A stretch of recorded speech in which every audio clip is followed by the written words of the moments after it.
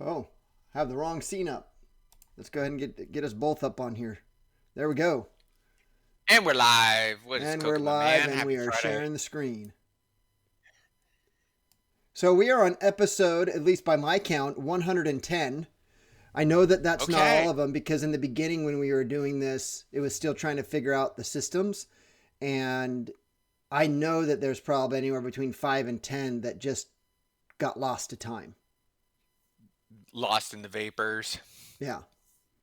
But we've come a long way from our very first time doing this because I remember that first time we just talked for like an hour about pretty much nothing. Just our regular revisiting our, you know what? We should record this. Let's do that. That's really how we got started. Was Yeah. every time you and I got to talking, we're like, God, we should have probably just recorded that. There was a lot of Just, re- nuggets in there.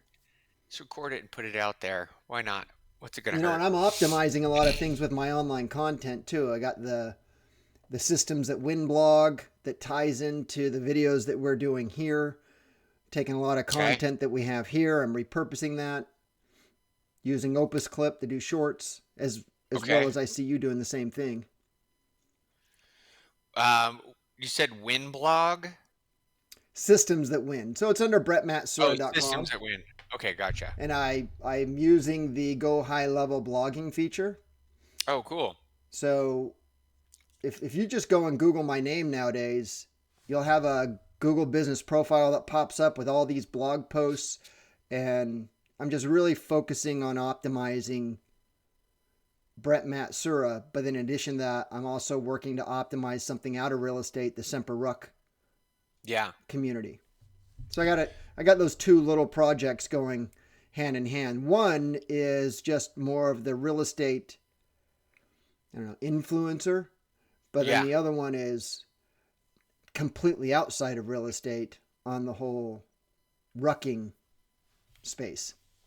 Cool. So you're using the blog functionality then within high level? Yeah. Cool. Yeah, I'm using the social planner. Okay. I'm using everything. Yeah. I'm using YouTube's the primary platform. Okay. So we're going to record this. What I'm going to do with this is because I'm not going live on my channel right now. What I'm going to do with this is I'm going to take this and I'm going to go upload this into Descript, which is going to take it into a transcription. Okay. The only reason why I'm doing it that way is just so I can do some minor editing to it. Right. Otherwise, like our past videos, all I'm doing is just going into the video, taking the transcript with the timestamp, throwing that into.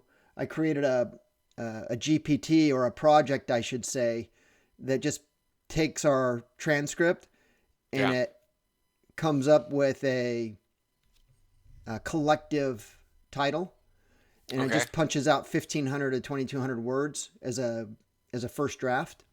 Nice. So anyways, I from here I'm gonna put it in a Descript.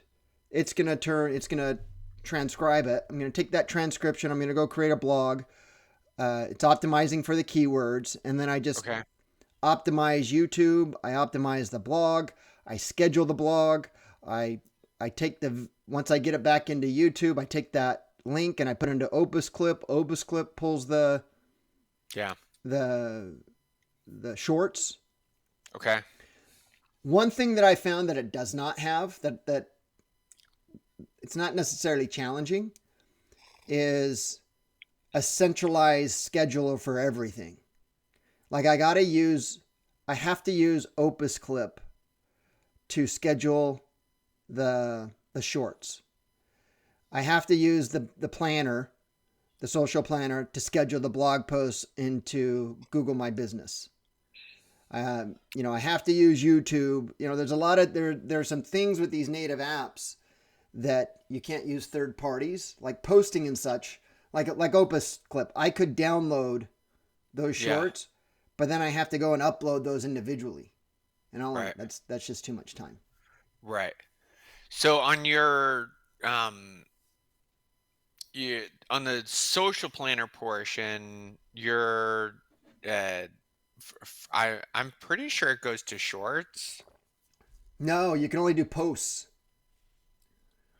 So you No. can create an image. So you can go to Canva and create an image for your Okay. post, and you can put that in to go high level, and then you can write your post, and then you can go and have that go to Instagram and TikTok and Facebook. But as far as your long form and short form video content, I don't know. It probably has something to do with the way that Opus Clip does it. Is it actually takes the link and it embeds it, it uploads it directly to the platform. I can Okay. see how a third party kind of standardized scheduler, you're gonna have that's gonna be a lot of bandwidth. Taking every video, uploading it into the same place so it can go and upload everywhere else. Now it might do it. I just haven't figured it out. Um, I'm 99% positive you can do stories and reels. I mean, at least because I know we're doing a part of our like onboarding. We have reoccurring stories for our users. Stories Instagram for using short form sure. video. Yeah. Yeah. Any reel or I mean the same format that you'd use for a reel. Okay. Um, yeah, check it out. Yeah, There, I'll check that out. you can go to um feeds feeds reels and stories. Maybe not for YouTube if that's what you're We're punching talking at. about the Go High Level Social Planner, right? Yes, yeah. Um, pulling it up right now. You could do shorts on YouTube as well. Yeah. Yeah, I'll double check it. I'm really building out the. What's interesting. Let me back up before I say this. What is old again is new, and it has Yeah. to do with artificial intelligence because a lot of people, including myself, is using AI for search.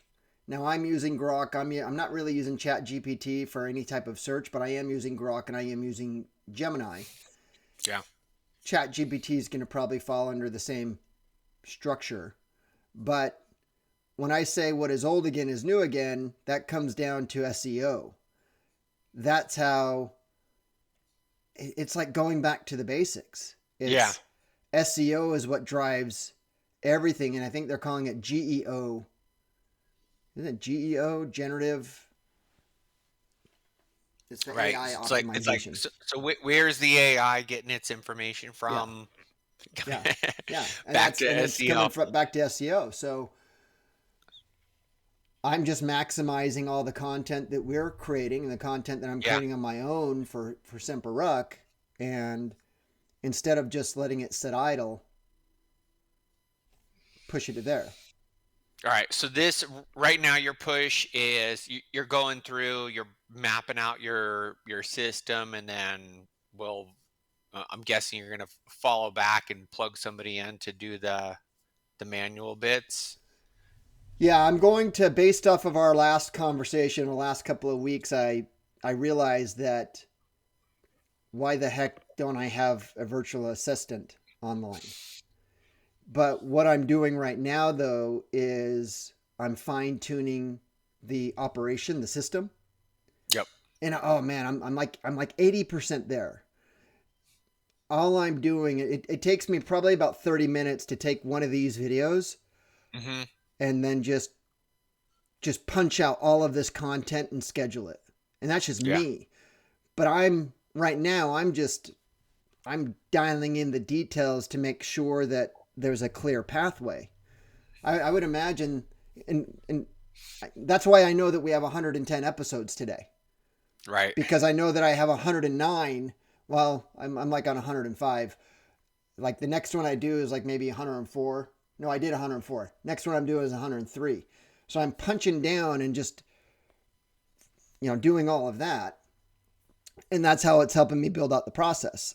Yeah. But I'm using, of course, YouTube. I'm using Descript. I'm using Opus Pro.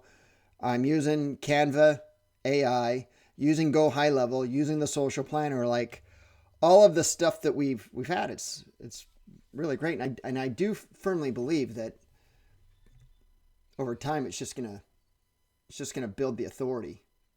Yes, absolutely. It's I mean, I've already seen an uptick in the videos that I have on my YouTube channel just by going through optimizing the title, optimizing the description, changing the thumbnail, yeah, doing nothing more than that. And I'm seeing, oh, I am doing shorts. I'm creating shorts and sending it out so people are coming there.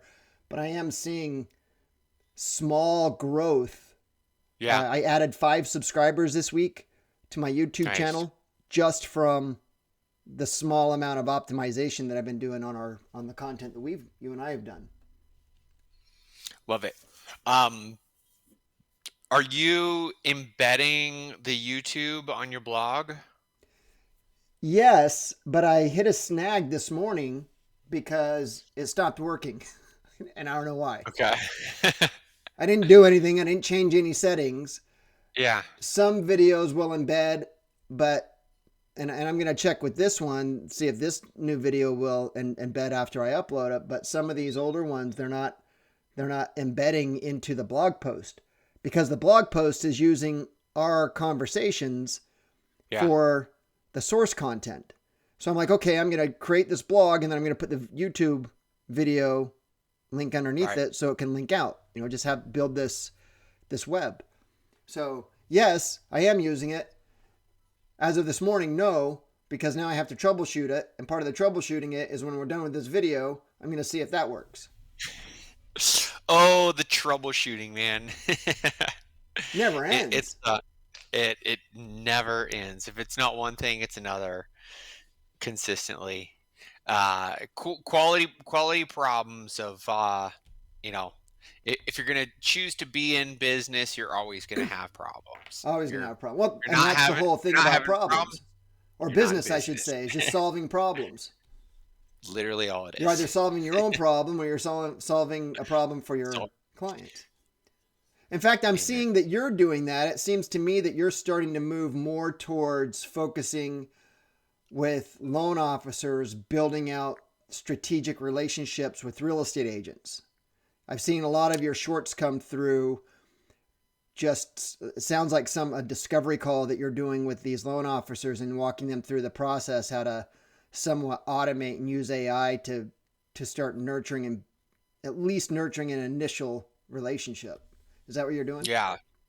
Yeah, so I gave right now my content girl just gave her access and said, "Hey, have at it." But yeah, so our primary focus for our users right now is so two things really inbound referral partners. So we're helping them target listing agents in their market that they want to grow in, Okay.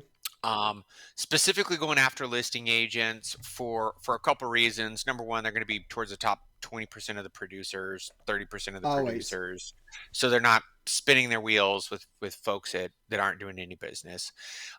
So AI that reaches out to those agents on our client's behalf, on the loan officer's behalf, opens up the conversation with them, and then number two, it's going to get permission from them to promote their existing listing. So the kind of next phase of that for them is, well, it's a couple fold with the agents being able to provide the lenders to be able to provide value to them outside of good rates and good service right out of the gate, just simply by promoting their property.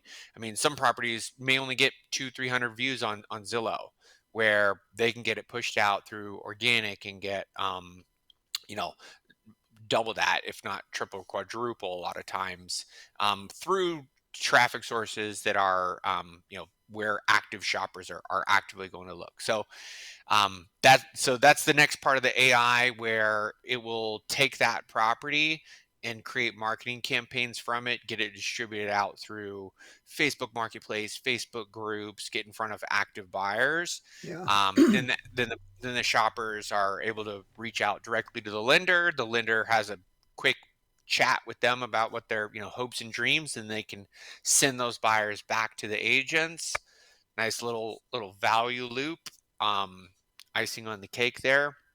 And yeah, so I think I mentioned this an episode or two ago where, just did a full audit of all of our, like, okay, who are our best clients that are the most valuable to us, that we're the most valuable to them. And time again, they worked with dozens of referral partners. So that has just been a heads down core focus. Like, how do we help our users build out their referral partners that they can have consistent, predictable pipelines with? Well, and I think that's a really good move as I'm looking at the market from my angle, from my viewpoint. One of the things that we're seeing is that the US housing inventory is up almost 10% year over year. Hmm. It's had 20 straight months of just increased inventory. And with that comes we've said this in the past, is that there's no such thing as an easy market. There's just, we were just talking about how there's just always challenges, always problems to solve. And I think there's going to be a problem and challenge to solve because we have a slowing real estate market.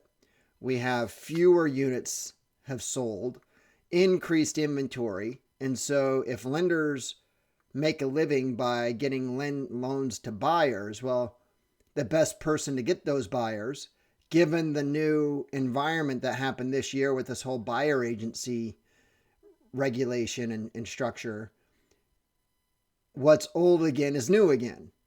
The listing agent is the single point of source when it comes to buyers, outside buyers wanting information on a property. So if you're going back around and you're trying to build those relationships with listing agents again, that just makes a whole lot of sense. Yeah, it's so we zoomed out, took a look at the good hard look at things. I mean, obviously we have our core infrastructure with just high level, just basic CRM, but how do we take a CRM that's virtually available to anybody and you know make it just as valuable as possible to folks? So Are you working pretty with cool, man. them on on like anything traditional, like direct to mail, note cards, anything like that? No, I'm not opposed to it, but I've never ventured into. I mean, I know they have some pretty cool like third party services. Um, I'm all about just keeping things simple, though. That's my like, what's the signal and noise? Just cut out, all the bells and whistles. Like, really strip things down to as much as I can. Obviously, there's certain things that they need, but um if I was Yeah, working if it's it was more of like a higher end like consulting thing, I would definitely venture down that route for a more all-encompassing strategy, but yeah, so you know the less is more. the one thing that I found to be true when it comes to when I was an operator, when I was recruiting agents, recruiting and training inactive agents in my own, office.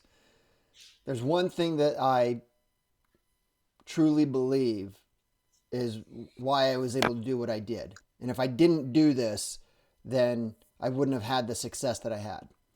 And it was just recognition.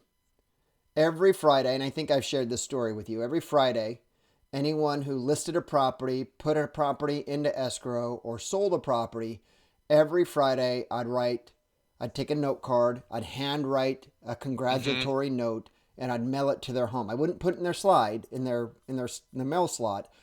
I'd mail it to their home because I want them to get it. I want them to open it. I want their family to see it, to see that they're being recognized.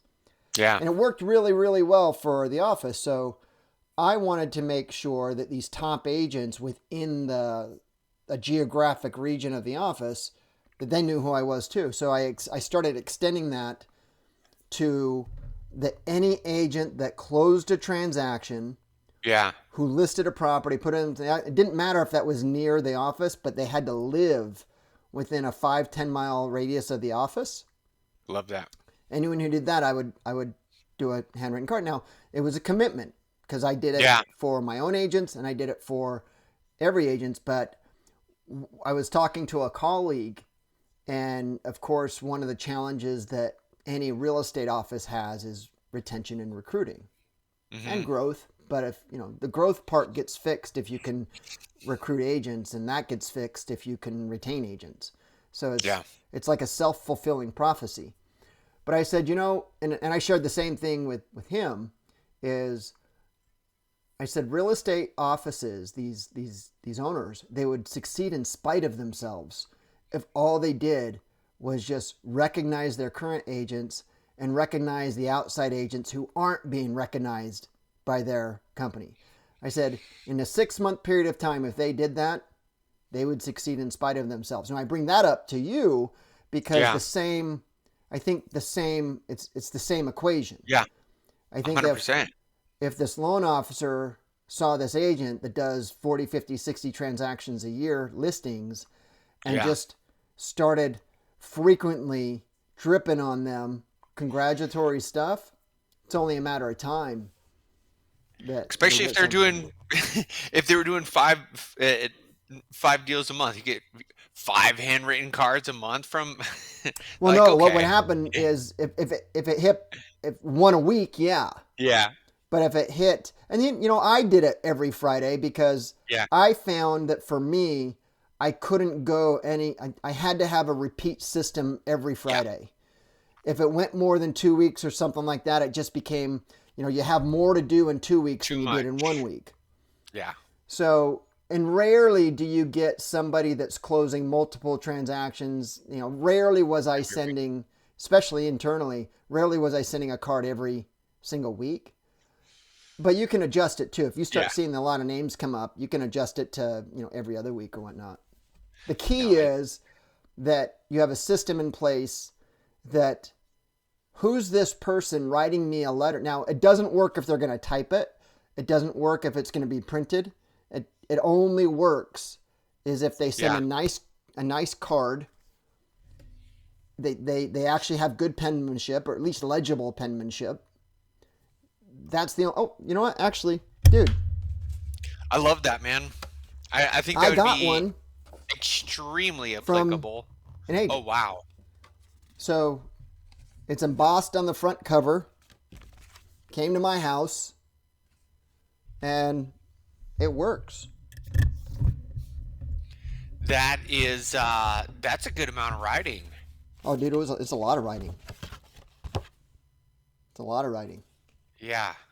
But you realize if this is a loan officer and the average sales price is pushing 500,000 in the nation, so if you're getting 2 points on a deal, or even let's just say 1 point on somebody's overall annual volume, and you're collecting a lot of these buyer deals, and it's Right. gonna and that amount of time, that 5 minutes that it's gonna take you, because you don't need have Chat GPT write it, and you just write it. You just handwrite it. I mean, it could.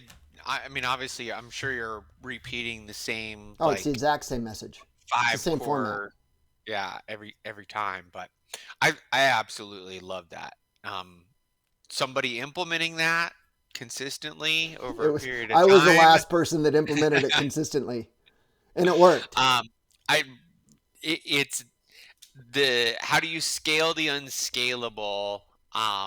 It's funny. I've heard, I've seen other videos of other people super successful in the real estate, and they're like, more than one person has said that. Like, I still do this today after 20 years of being in business.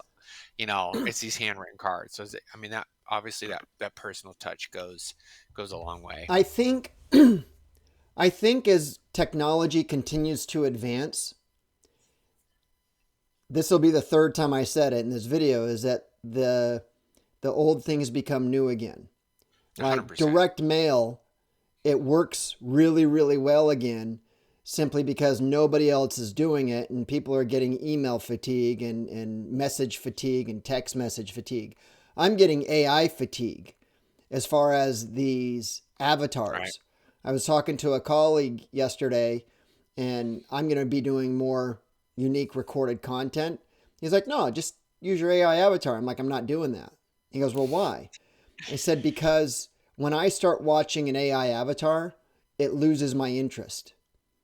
There's Right. something to be said about watching a recorded conversation between the two of us than using Notebook LM to actually write something. And by the way, I checked that out. Um, to have them do a conversation. When you know it's just AI, Yeah. you lose the value.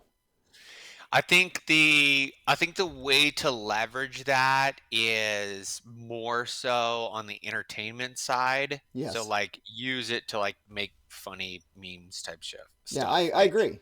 Now Like I did that. say that. In fact, I think the AI avatars are being used more as a novelty.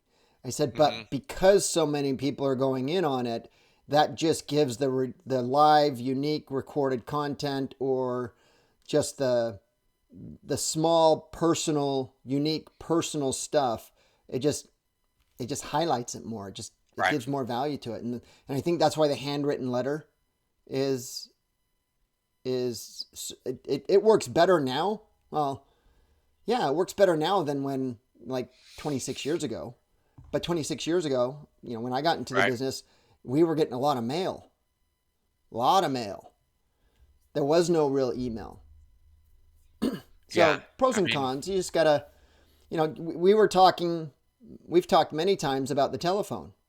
The telephone's not obsolete in the whole sales process. It's just not good for cold prospecting. It's good for warm follow up, just not good mhm. for it's not Yeah. effective anymore. And what's old again is new again. I think I just came up with my next title for my blog. What's old again is new again. Pound for pound, the handwritten note crushes. well, look, and we're at time, so Yes. there's our outro you just came up with. Beautiful. That's a good call. All right, my Awesome, my man. man. Enjoy the rest of your day. Have a good one. Bye. Let's get it.